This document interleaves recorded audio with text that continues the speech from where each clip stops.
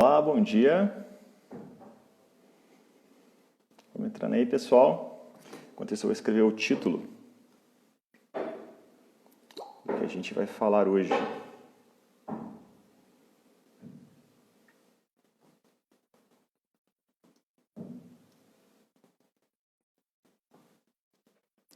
Grande Alisson, já está atento aí.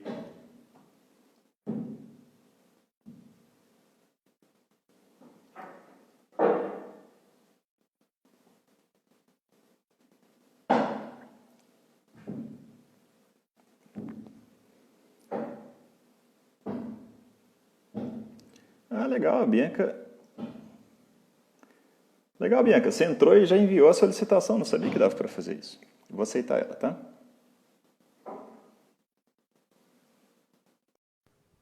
Aguardando Bianca. Igor entrou. Bom dia, Igor. Tudo jóia? Olá, João. Tudo bem?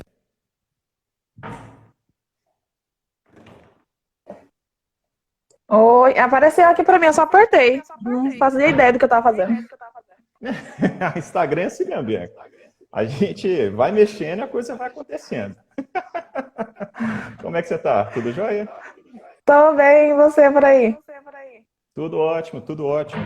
Ó, gente, não repara não que o meu vizinho, ele começou a fazer obra ontem, aqui do lado. Então, se de repente começar um barulho estranho aqui, é só a casa caindo, tá?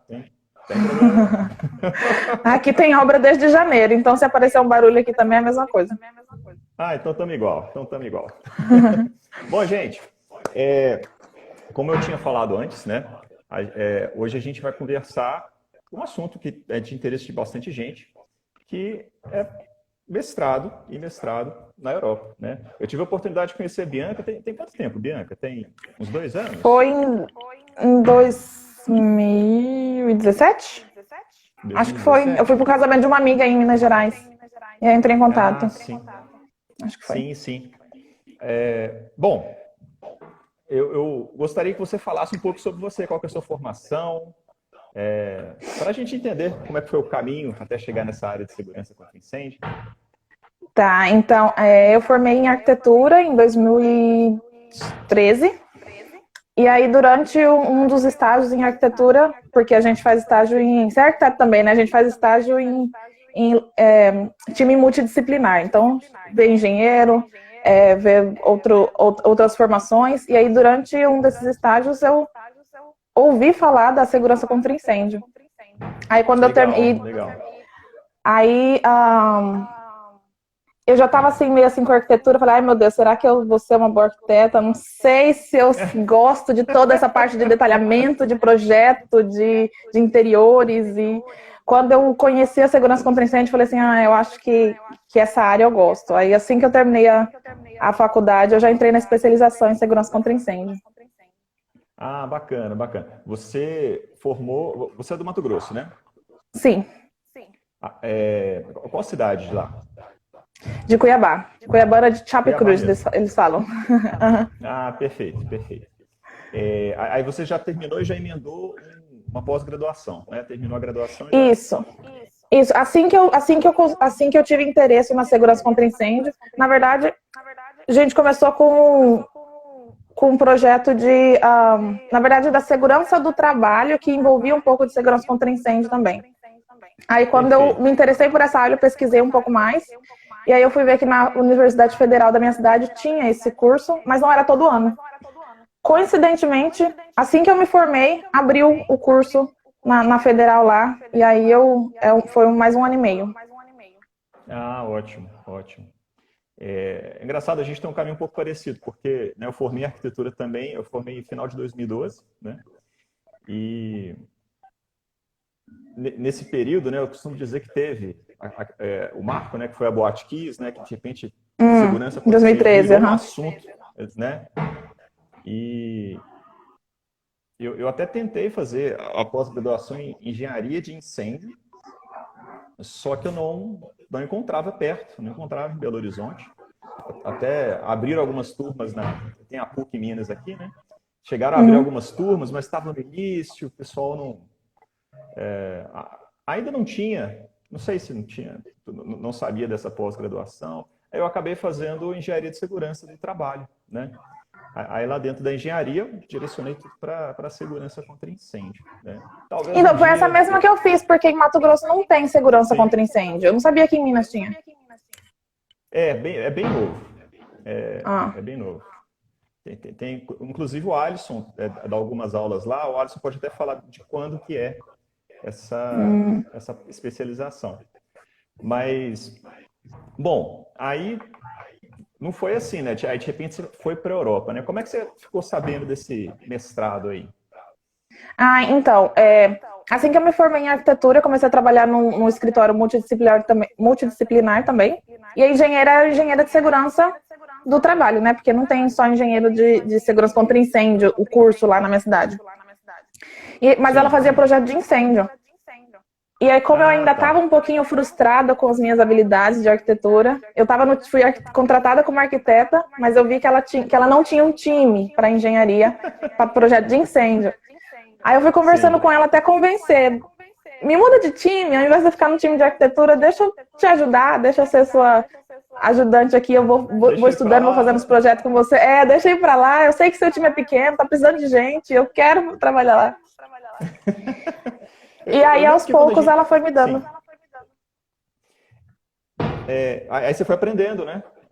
Isso, aí eu fui mexendo com um projeto e ela foi me dando mais responsabilidade para levantamento cadastral, para falar direto com o cliente, para entrar em contato direto com o bombeiro. E eu fiquei 2 anos lá e foi aí que me deu o desejo de fazer o mestrado, porque eu fui entrando na área e vendo várias falhas que precisava, que nem ela sabia me explicar, ou que eu ligava para um outro engenheiro e ele não sabia me explicar da norma. Aí eu falei, poxa, esse negócio tá errado. Como que eu vou entender melhor se aqui quem estudou não sabe tanto? Aí que eu comecei a pesquisar mestrado. Ah, ótimo. Bom, mas você chegou a ter alguma experiência de intercâmbio na Europa antes do mestrado? Não. Na verdade, a minha experiência de intercâmbio começou pelo desejo do mestrado. Então, que inclusive foi o que liderou, não liderou, mas me motivou a escrever aquele artigo do QMAR. Porque foi durante esse tempo de trabalho, trabalhando com bombeiro, pedindo projeto. Um dos projetos que eu estava fazendo, acho que era um hotel, não sei. O bombeiro retornou o projeto falando que eu precisava detalhar de acordo com a instrução técnica 10. Quem nunca? E o que é isso? O que é essa tabela? Que eu precisava colocar a especificação lá. Aí eu perguntei para minha chefe, ela falou assim, Bianca, eu não sei ler, né? Aí eu liguei para um outro, só um engenheiro que conseguiu me explicar. Que ele conseguiu explicar, não, é o material que você tem que ver se ele já foi testado, olhar o certificado, blá, blá, blá. Aí eu falei, caramba, de 3 pessoas que eu consultei, uma soube me explicar. Tá errado esse negócio. Aí veio um outro processo que, quando a gente pega o projeto de arquitetura, geralmente os materiais não estão definidos. Como é que eu vou fazer o projeto? Isso, como é que eu vou fazer? O projeto ainda vai ser aprovado na prefeitura, né? Nem vale a pena gastar tempo com determinadas especificações. Mas aí, se você aplica para o bombeiro, ele exige que você tenha um projeto especificando de acordo com a IT10. Aí eu fiquei assim, mas a gente não sabe o material, como é que eu vou especificar? Isso. Aí eu lembro que na época eu fiz assim, eu coloquei, tá bom, esse piso, essa parede, esse teto vai estar de acordo com o que é exigido, mas eu não falei qual material ia ser usado. Então, tipo assim, eu entreguei um projeto falando que seria atendido de acordo com a legislação, a engenheira assinou como responsável, mas Deus sabe que material foi usado lá. Se tinha essa certificação ou não. Você estabeleceu um limite, né? Você falou assim, ó, o material que vai ser colocado aqui, ele Classe não pode 1, passar 2A. Desse limite, né? Ele tem que ter a característica. Isso. Mas eu fiquei muito incomodada com aquilo. Porque para mim aquilo não era certo. Pessoal, QMAR, né, é controle de materiais de acabamento, né? E hoje no Brasil, né, se você pesquisar QMAR no Google, provavelmente você vai encontrar o TCC da Bianca, né? O artigo. E você fez também com outra pessoa, não foi? Isso, foi com um profissional muito interessante. Isso, foi com um professor. Ah, ótimo. E é muito legal, porque a gente vê como que a contribuição científica ajuda no nosso trabalho, né? Quando a gente estuda, né, de uma forma que a gente possa partilhar o conhecimento, ou seja, né, escrever artigos, né, ajuda todo mundo, né? Essa parte de controle de materiais de acabamento e de revestimento, ela evoluiu nos últimos anos, né? Isso, claro que varia de cada estado, né? Mas é muito difícil você ser obrigado a fazer algo num projeto que você não tem, vamos dizer assim, Isso. condição operacional de fazer, né? É complicado, né? E até entender o que Mas, significa. Eu lembro que eu fiquei muito frustrada. E foi esse sentimento de frustração que me fez pesquisar por mestrado.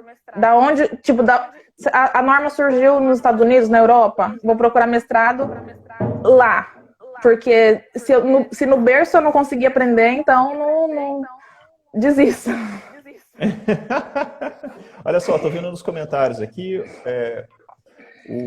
o Thiago falou que teve uma turma da pós da PUC de 2013, 2014, 2014 foi pela Crozai, e o Alisson falou que foi em 2018 que retomaram bem recente. a pós na PUC, bem recente, né? Bem recente. Inclusive, pessoal, é um ótimo caminho, né?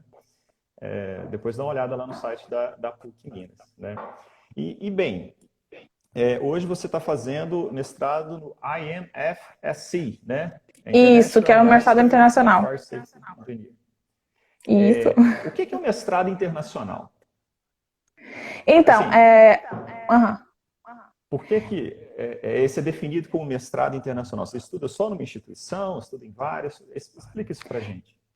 Então, ele é internacional exatamente porque envolve mais de uma universidade. A universidade básica é na Bélgica, a Universidade de Ghent, mas o programa inclui outras duas universidades, uma na Escócia e uma universidade na Suécia, que é onde eu estou agora, durante cada semestre.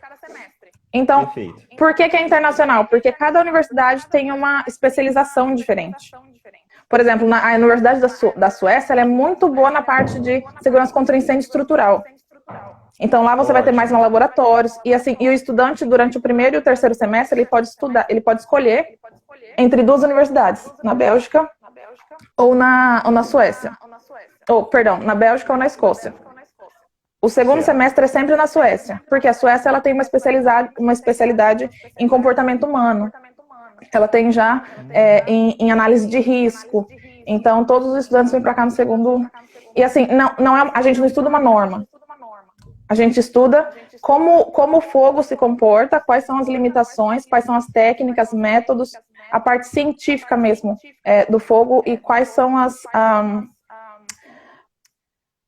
que a gente tem hoje. Então, a gente para comportamento humano, para riscos. Sim, sim. A base científica, a norma é feita na base científica, né? Não é o contrário, né? Você não pode fazer uma ciência baseada na norma, né? Tá dando para ver direitinho aí? Parece que travou um pouco a câmera dela. Pessoal, vocês estão conseguindo ver bem? Vocês estão, pelo menos, me ouvindo bem aqui? Deu uma travadinha. Quando é assim, a gente espera um pouco, né? A gente espera até retornar. Minha internet. Peraí, voltei. Desculpa. Não, sem problema. Quando é assim, Bianca, a gente eu acho que eu perdi o que você falou. Quando é assim, a gente aguarda um pouquinho, aí espera voltar, né? Cruza os dedos.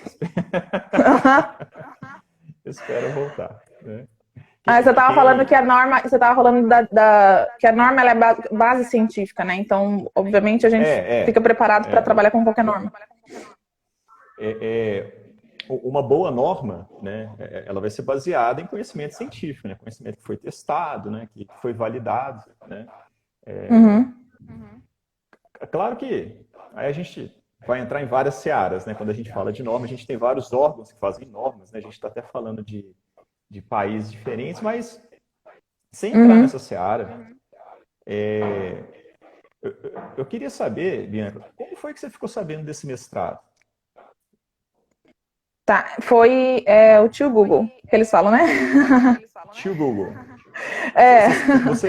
Você queria fazer uma especialização, né? Depois da sua especialização em engenharia de segurança, você falou assim, sei lá, quero estudar na Europa? Ou de repente, não, quero fazer um mestrado em segurança contra incêndio. Você buscou no mundo todo? Então, eu queria fazer um mestrado específico em segurança contra incêndio, porque a minha pós-graduação foi segurança do trabalho com um sabor de segurança contra incêndio, porque você não aprende muita coisa de incêndio, é mais segurança do trabalho lá.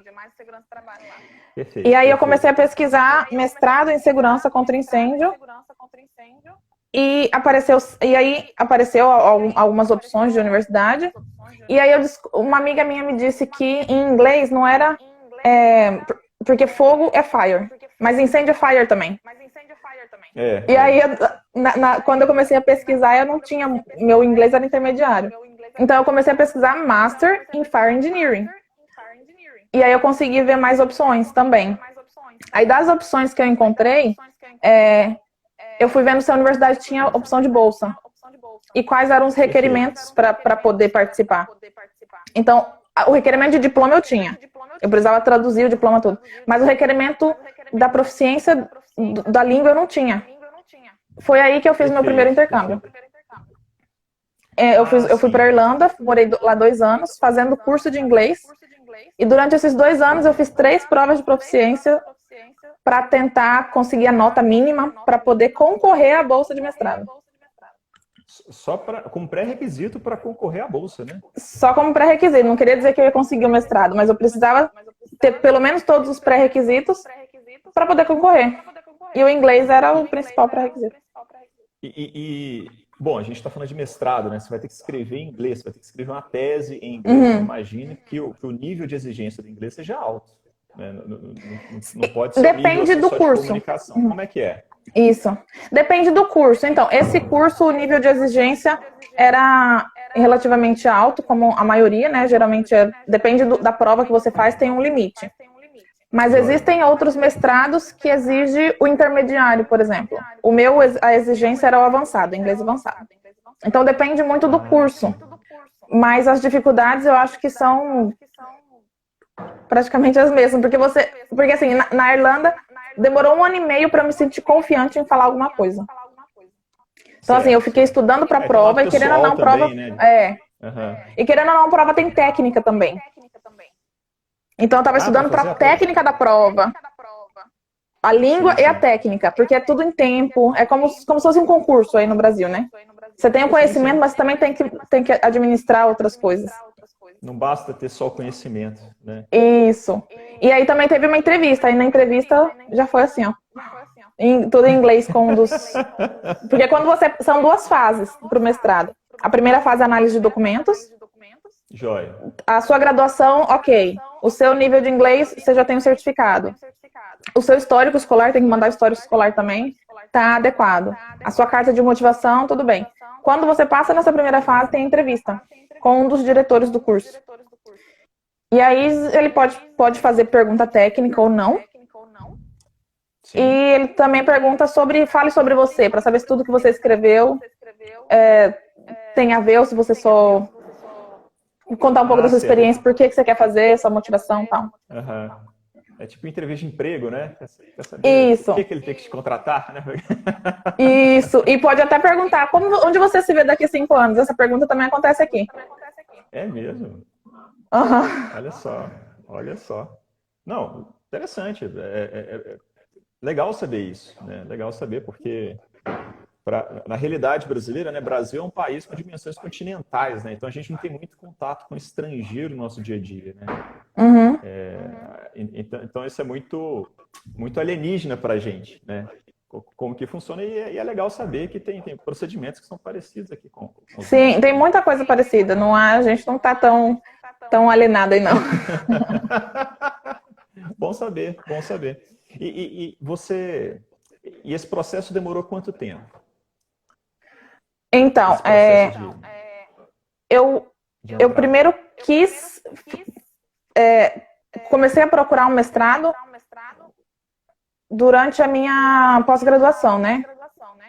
Então foi lá 2015, vamos dizer, 2015. Eu comecei, eu quero fazer um mestrado porque eu tô frustrada, eu não tô feliz. Eu preciso saber mais para fazer alguma coisa certa, né?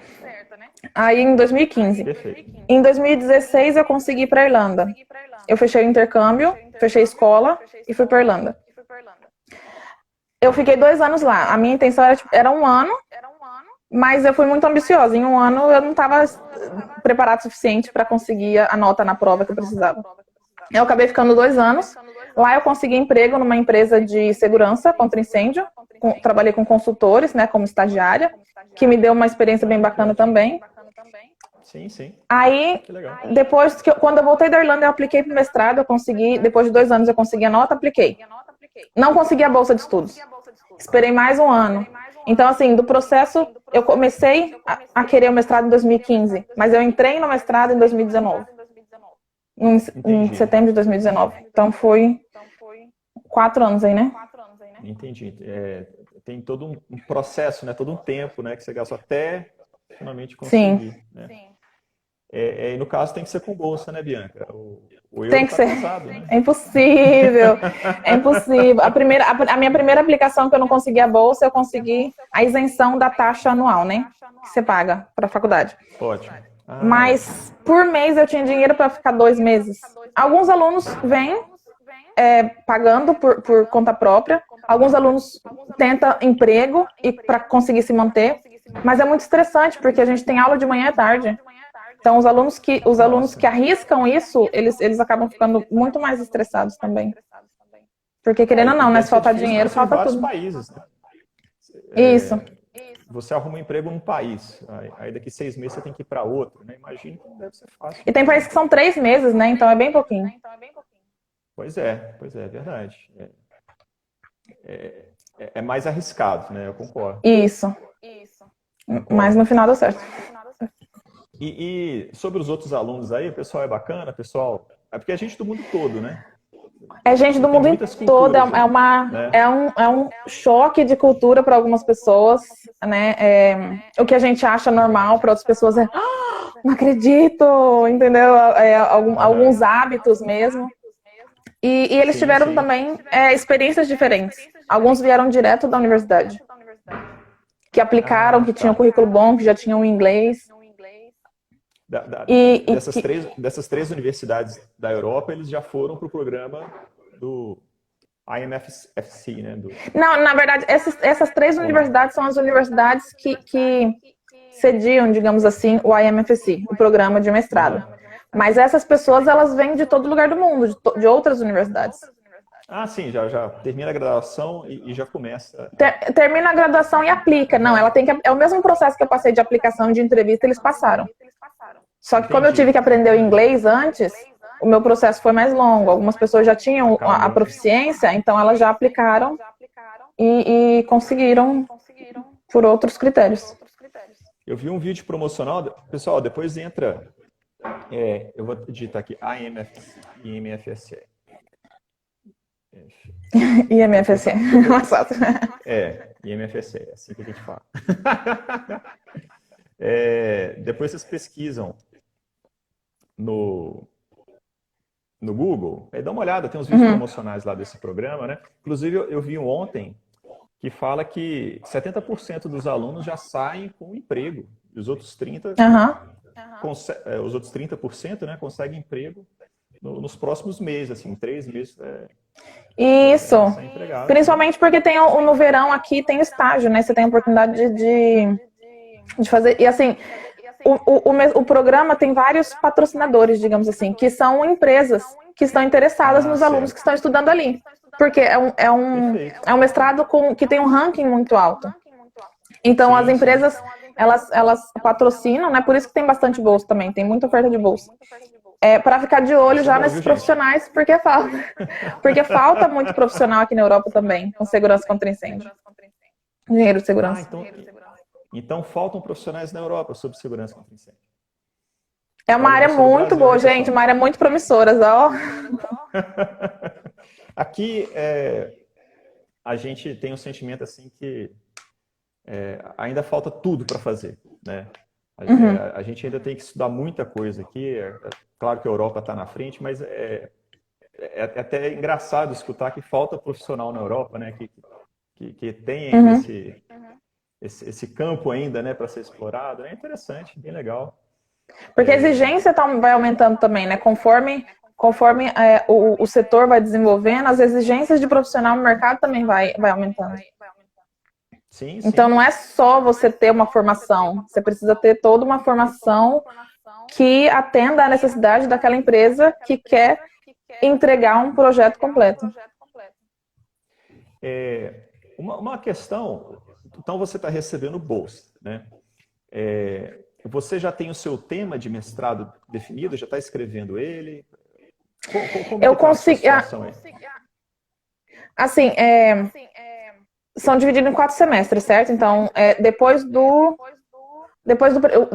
na metade do segundo semestre, eu estou no segundo semestre agora. Na Perfeito. metade do segundo semestre, a gente começa a falar sobre o tópico para a tese.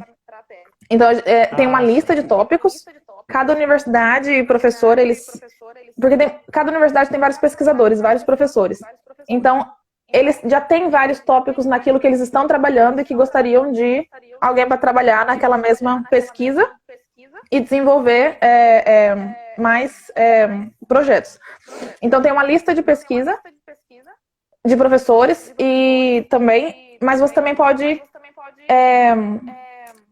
sugerir um tema. Ótimo, E aí ótimo. tem todo um processo. Tem um encontro dos coordenadores, eles vão avaliar a sua opção, você pode escolher 3. Eles vão avaliar o lugar, tem que ter um balanço entre as 3 universidades, então precisa ter precisa ter praticamente a mesma quantidade de alunos em cada uma das 3 universidades. E também tem outras 3 universidades que disponibilizam vaga para tese. Uma universidade nos Estados Unidos, uma universidade na Suíça, perdão, e uma universidade na Austrália. Então, um aluno só pode ir para cada uma dessas para fazer tese. Isso depois do segundo semestre. Isso, vai ser no 4º semestre a tese. Mas no segundo semestre a gente começa a discutir sobre isso. Já E começa a aí direcionar, né? eu propus isso. E aí eu propus uma tese que é sobre a segurança contra incêndio em edifícios históricos, porque não era nenhum dos tópicos lá. E aí eu Certo. sugeri, eu entrei em contato com o professor ficou interessado, falou que era possível. A gente viu que faculdade eu teria mais chance de fazer a tese, porque também tem que ter todo esse estudo. Se eu propôsse a tese para uma faculdade onde tem muito aluno que escolheu tese lá, menor a chance de eu ser aceita, né? Perfeito, Então teve todo perfeito. um processo e no final eu consegui a tese que eu sugeri em segurança contra... E aí eu consegui o estágio. Durante o estágio eu vou fazer pesquisa já com relação à segurança contra incêndio em edifícios históricos e de proteção cultural. Nossa, e eu acho que edificação histórica é o que não falta aí, né? Na Europa como um todo, né? E também tem muito problema. Da mesma forma que tem problema aí no Brasil com relação ao tombamento, com relação às limitações para segurança contra incêndio, porque a edificação é tombada, aqui também tem muito problema. E por isso que a empresa onde eu vou fazer o estágio agora no verão teve interesse nessa pesquisa também. Porque na Suíça tem muitos edifícios históricos e vários monumentos são tombados históricos. E aí, a partir do momento que ele é tombado, vem uma lista de normas e de dificuldades para fazer um projeto de incêndio que se adeque ali. Então, aqui também tem esse problema e por isso a pesquisa. E também eu já pensei no Brasil, porque essa seria uma tese que ajudaria, de certa forma, lá também, como a gente também tem muitos edifícios históricos. Realmente, né? A segurança contra incêndio e edificações históricas é uma demanda enorme, né? Todo o país tem, né? E infelizmente, pelo menos no Brasil, a gente vê um certo, eu digo assim, do cuidado do patrimônio histórico, né? Muitas das vezes a gente tem um patrimônio, ele está mal cuidado e eu sinto que às vezes é um pouco difícil a gente começar a falar de segurança contra incêndio, o pessoal não está conseguindo pagar o básico ali da infraestrutura, Isso. né? Do manutenção do patrimônio, né? E depois o incêndio acaba com tudo, né? Então tem toda a relevância, né? Esse tema. Bem legal. Sobre os professores aí, eles são acessíveis? Assim, falar com os professores é tranquilo? Marcar reunião com eles é tranquilo? Eles são... Sim, eles são bem acessíveis, assim. Alguns professores até preferem que sejam direcionados pelo nome, ao invés de ser, porque aqui tudo é muito educado. Então, né, você se refere ao professor como senhor, né, como já se refere com uma... antes de falar o nome dele, né? Excuse me, like, desculpa, eu posso falar alguma coisa? Mas alguns professores, eles já são mais abertos. Não, pode me falar pelo nome, pode me mandar e-mail quando quiser. A maioria dos professores são bem acessíveis. Ótimo. É que aqui no Brasil a gente assim, é muito informal, né? Nesse tratamento, né, com outros professores. Eu já conversei com alguns amigos que estudaram na Alemanha, por exemplo, falando, não, aqui não existe essa informalidade, não. Aqui tem todo um protocolo, né? Mas as pessoas são acessíveis, né? Depende do professor. Isso, depende do professor também, né? Se você já tem um pouco mais de uma relação melhor com o professor, assim, ou, por exemplo, se ele é o seu orientador de tese, você já vai já vai começar a ficar mais informal, né? Mas quando manda e-mail é todo um e-mail formal, é bem interessante. Faz todo sentido. Olha só, o Alisson está falando aqui, ó. Põe a IT-35 na roda. A IT-35 é a Instrução Técnica de Minas Gerais, Segurança contra Incêndio e Patrimônio Histórico. Pode avançar. Põe a IT-35 na roda para eles perderem os cabelos. Com certeza vai ser uma das análises para a tese, porque eu vou precisar analisar como a segurança contra incêndio ela é vista em diferentes países do mundo e quais são as soluções que já foram propostas até agora e qual, tipo, vai ser uma revisão literária, digamos assim, mas também com um cunho de o que temos como solução, que caminhos podemos seguir para ir, e um balanço também, né, porque eu sei que a parte econômica influencia muito, não é só... É tudo muito bonito na teoria, né, mas quando vem para a parte econômica, precisa ter esse balanço e a parte do engenheiro de segurança também, pensar numa estratégia que envolva tudo isso e que possa ficar de acordo com o mínimo aceitável, né? Porque é impossível em muitos casos, é impossível que o incêndio ocorra.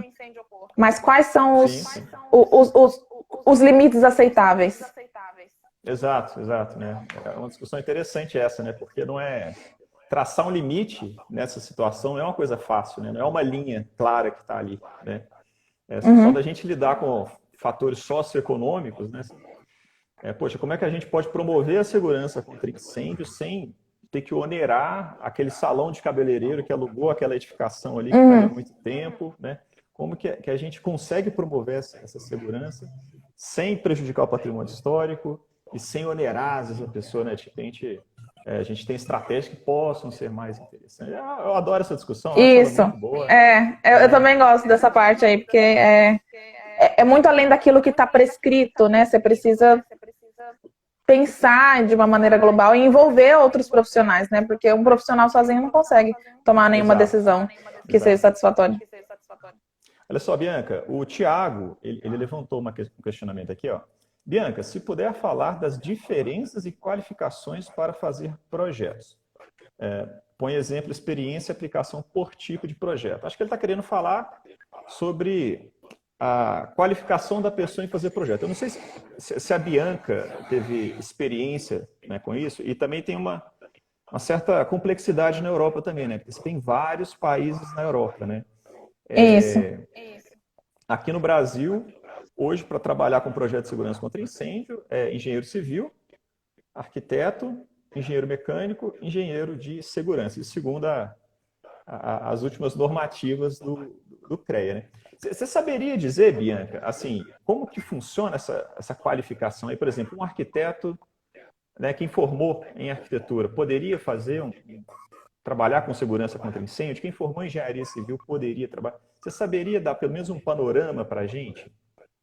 Então, o que eu tenho como referência é na Irlanda, né? Porque lá foi o único lugar que eu trabalhei em escritório.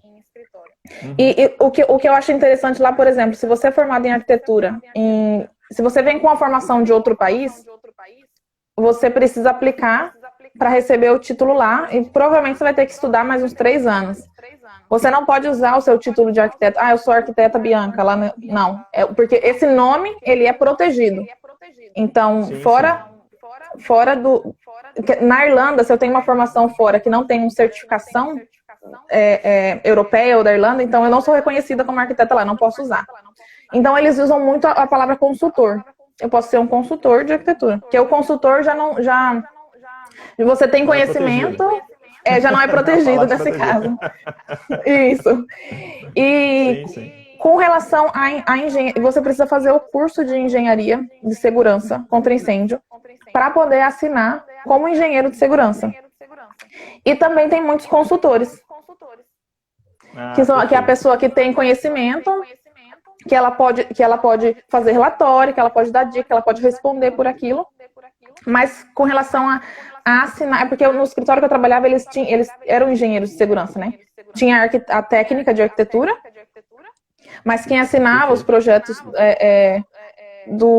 Eu acho que consultor pode assinar sim o projeto. Eu já não sei te falar com propriedade. Mas lá tem a faculdade, tem 4 anos, tem a faculdade de engenharia de segurança. E também tem a pós-graduação e também tem o mestrado. Sim. Mas o requerimento são um mínimo de engenharia. Por exemplo, na Irlanda eu lembro que eu pensei em fazer uma pós-graduação lá em segurança contra incêndio. Mas na universidade eu precisava ter... Meu currículo como arquitetura não me dava... Eu não poderia fazer aquela pós-graduação porque o meu currículo era arquitetura. Eu precisava de um mínimo de matéria de engenharia. E aí eu vi um mestrado também, né? Isso. Mínima um mínimo de cursos, Ótimo. E aí um mestrado lá na Irlanda, eu entrei em contato com eles.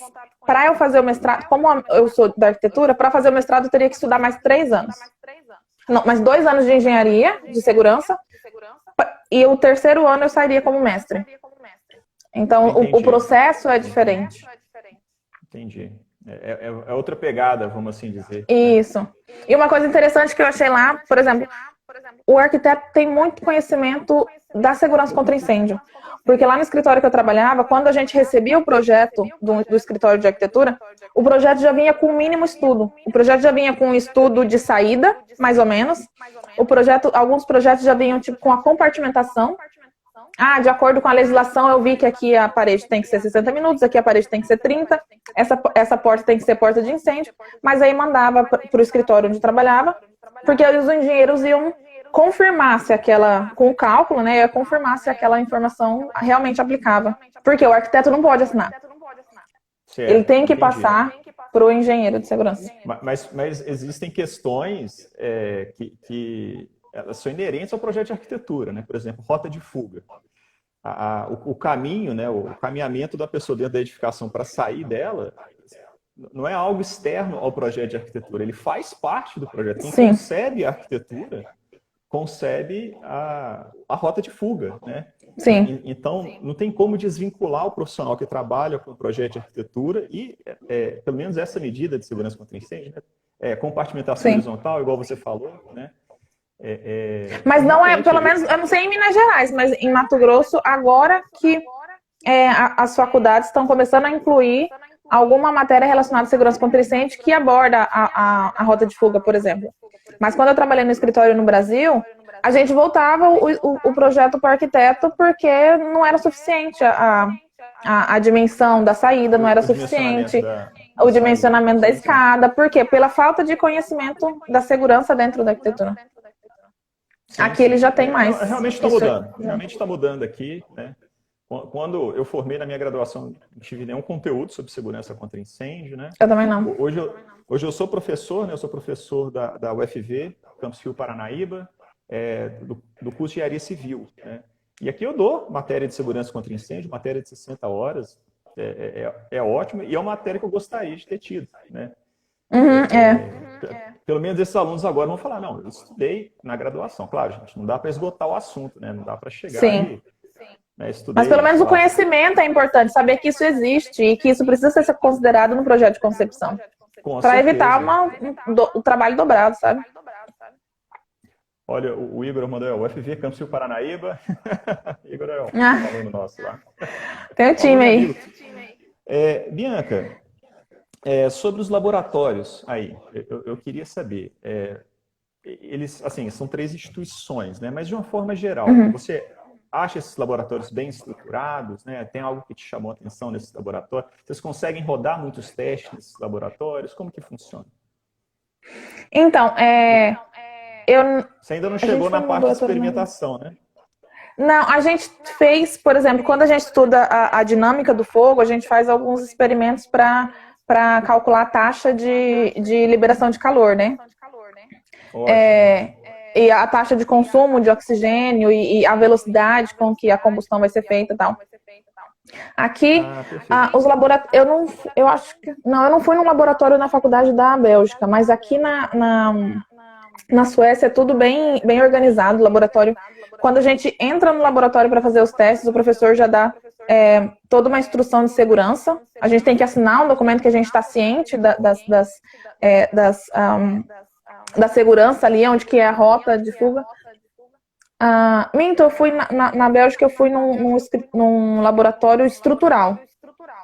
E é Sim, gigante sim. que a gente, no laboratório estrutural, para ver como que o concreto, como que a compressão do concreto faz com que spalling, que a gente fala, eu não sei como que é em português. Exploda, A tipo uma explosão, compressão, faz a rompa, compressão, né? faz com que ele expanda e rompa.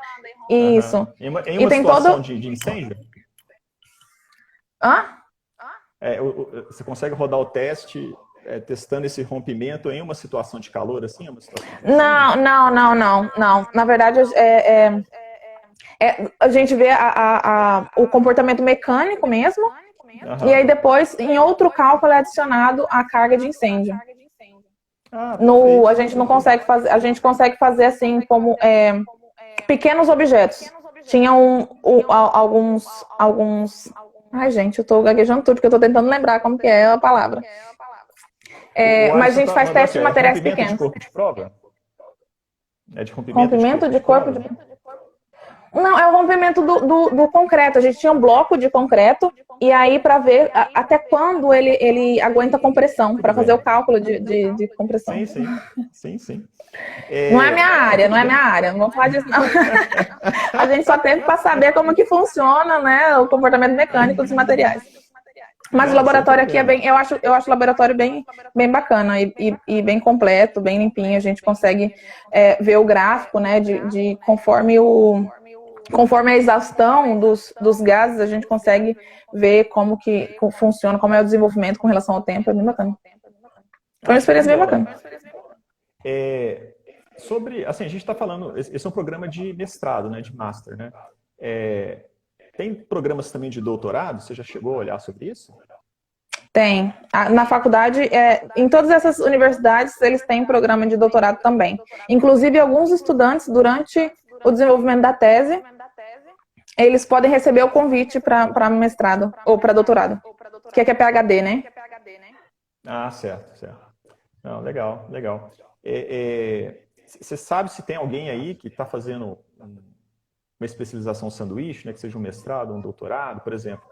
Está no país, faz uma parte da especialização e outra parte faz aí? Você sabe se tem esse tipo de situação? Ou todo mundo que está aí está fazendo integralmente essa especialização, né, pelo programa? Todo mundo que está todo mundo que estuda comigo aqui está pelo programa. Entendi, entendi. E Não tem aí, por ninguém exemplo, na externo. Bélgica, não, por exemplo, na Uhum. Bélgica, a gente tem aula junto com o mestrado local.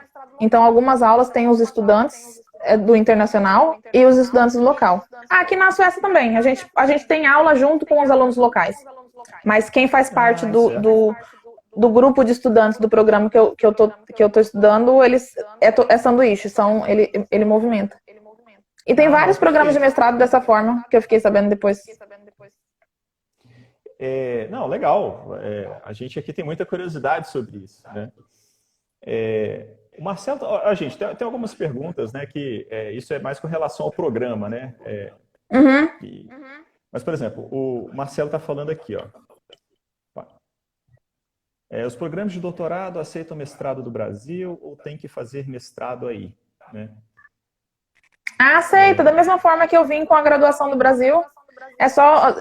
Vai depender dos requerimentos. Na verdade, os requerimentos vão ser de acordo com o seu diploma, seu nível acadêmico, o seu nível de inglês. Alguns pedem experiência ou não, alguns pedem publicação ou não. Então, vai depender do programa que você se inscreve. Mas você não precisa ter mestrado aqui para aplicar para um PhD aqui. Eu acredito. Por mestrado não precisa. Por PhD eu posso estar falando besteira, desculpa. Por mestrado você pode vir com a graduação do Brasil. Por PhD eu acho que precisa pesquisar, não sei te dizer. Não, legal, mas toda informação é bem-vinda. A gente está adorando. Tá muito bom esse papo aqui. Teve uma pergunta lá em cima que a gente pulou, que foi do Velasco, da Máxima Treinamentos, que é onde eu fiz o treinamento para bombeiro civil. Antes de vir para cá, eu fiz um curso de bombeiro civil. E aí ele perguntou, a fiscalização, como funciona aí? A seriedade? Então, na Irlanda, quando você precisa de um projeto de incêndio, também é o Corpo de Bombeiros que fiscaliza e que aprova o projeto. Né? E tem uma parte do Corpo de Bombeiros que faz parte que eles falam do City Council, que é como se fosse a nossa prefeitura, municipalidade, alguma coisa assim. Então tem os bombeiros que trabalham com apagar fogo, né, os firefighters, e tem também os bombeiros que trabalham na parte de aprovação e análise de projeto e na parte de fiscalização também. E o interessante é que esse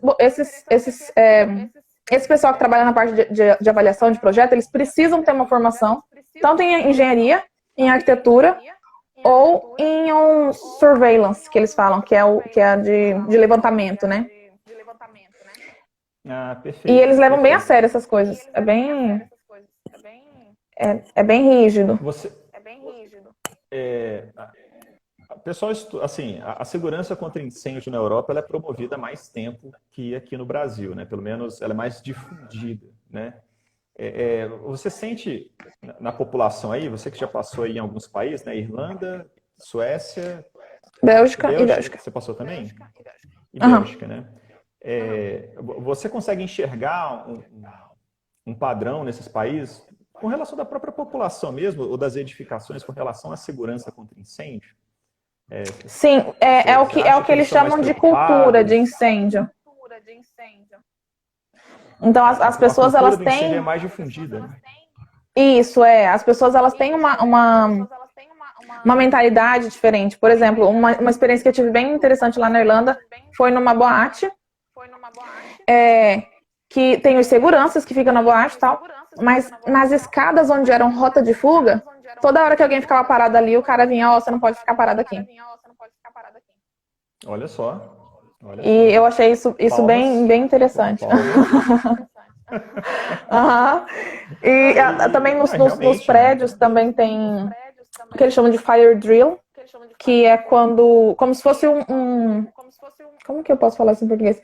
Como se fosse um ensaio. Em caso de incêndio, a ponto de assembleia é ali, então você não pega suas coisas, é como se fosse esse tipo de treinamento para caso de incêndio. Como que chama aí? Treinamento de abandono de edificação. Né? Bem literal aqui. Na escola que eu estudava de inglês na Irlanda, por exemplo, uma vez por mês a gente fazia isso. Tipo assim, hoje é o dia e uma vez por mês eles liam. Em caso de incêndio, isso, tem o extintor ali, tem nananã. Então, assim, a consciência é diferente. As pessoas, né, que não trabalham com isso, que às vezes nunca ouviu falar de engenharia de segurança contra incêndio, sabe que reação tomar em caso isso ocorra, aonde que é o...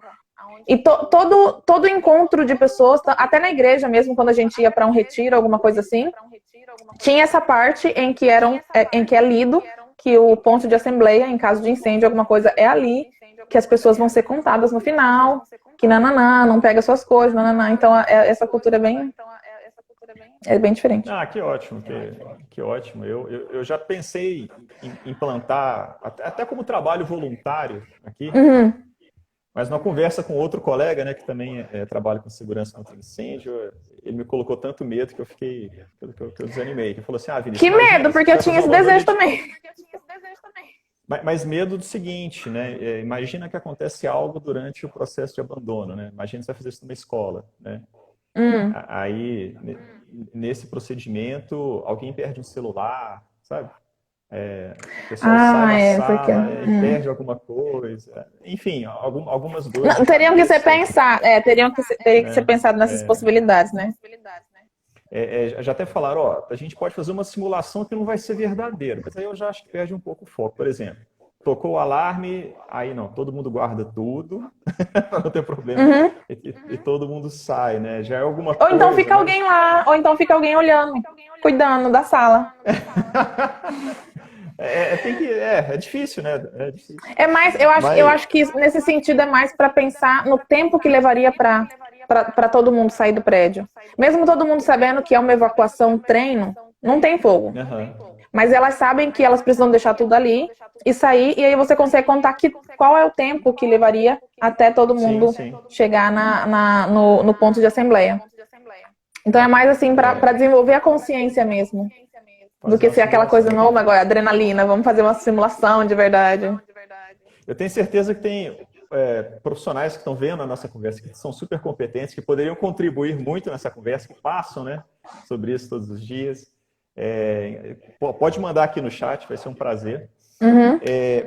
Bianca, voltando para a Europa, né? Você teria alguma dica para dar para quem gostaria de fazer alguma especialização na Europa? Né, no caso brasileiro, né, fazer uma especialização na Europa. Você que está aí, né, você que já trilhou uma parte Uhum. dessa caminhada?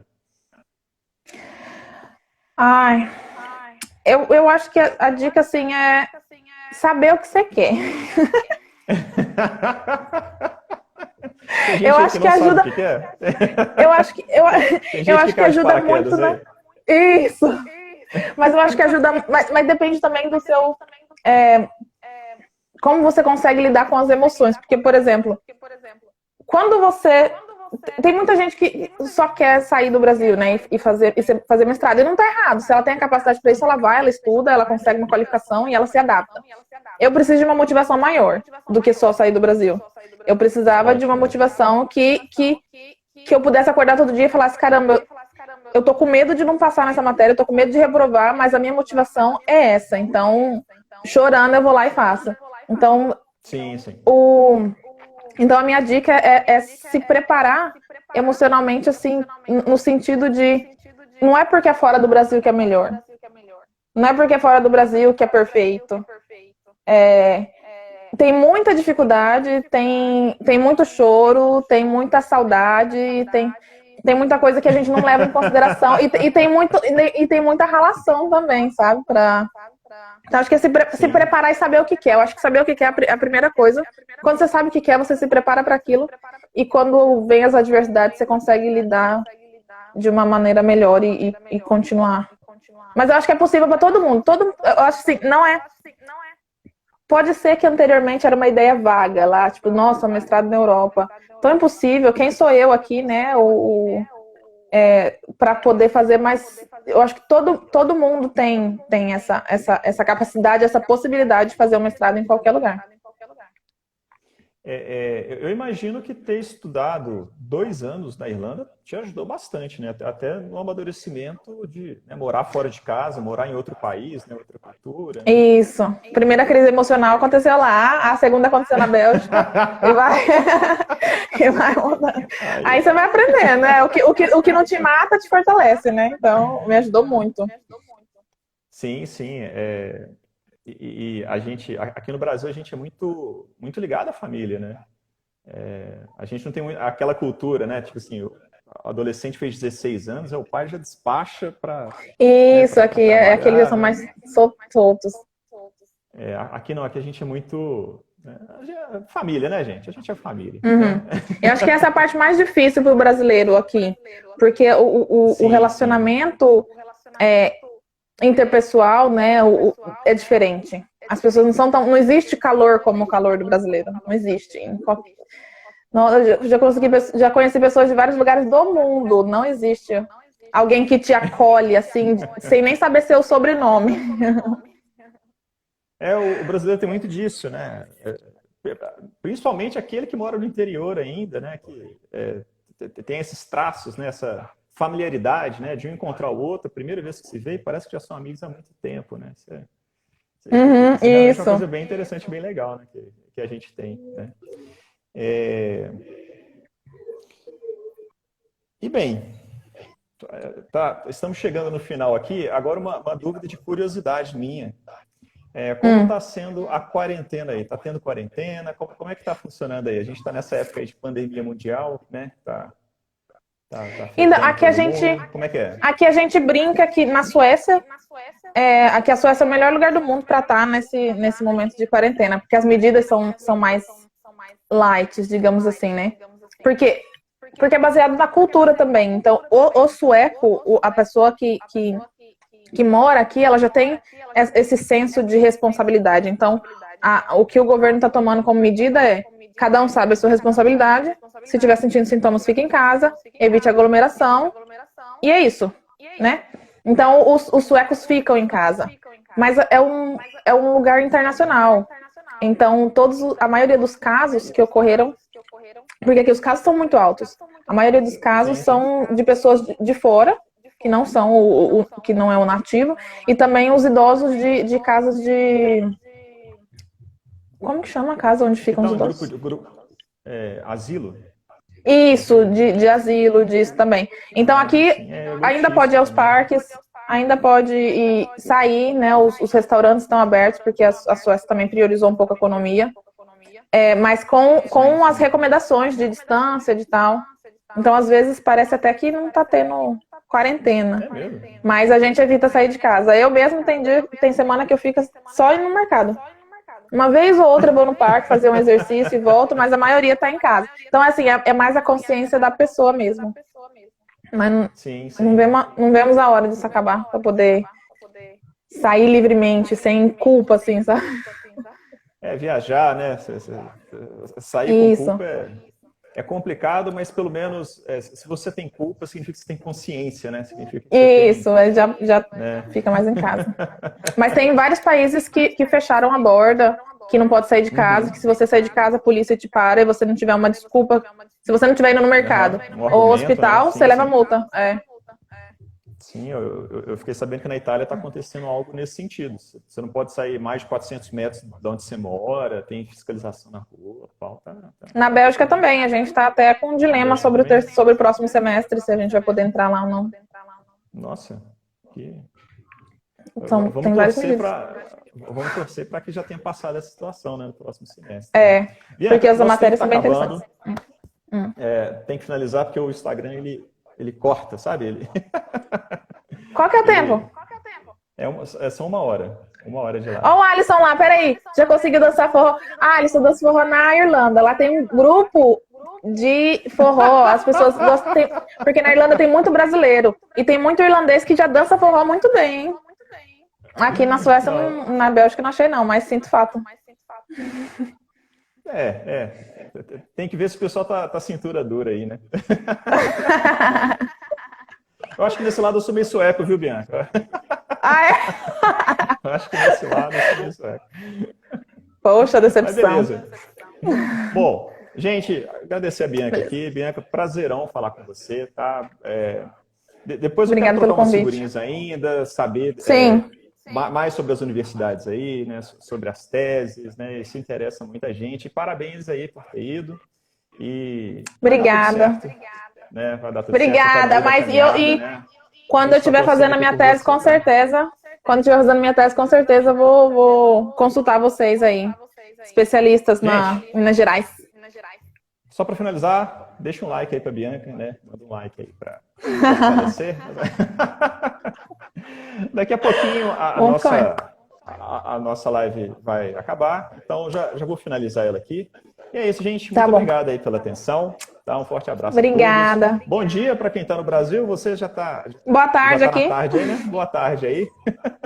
E tudo de bom. Forte abraço aí, gente. E qualquer coisa. Deixa eu só falar. Qualquer coisa, se alguém tiver alguma outra dúvida que não foi perguntada aqui, ou qualquer coisa, pode só entrar em contato que no que eu puder ajudar, fica à vontade. A gente vai trocando figurinha aí. Você viu que ela é super acessível, né? Bom, faltam 30 segundos aqui. Pareceu um computador. Tchau. Gente, forte abraço aí. Falou, ficam com Até Deus. mais. Tchau. Tchau, tchau.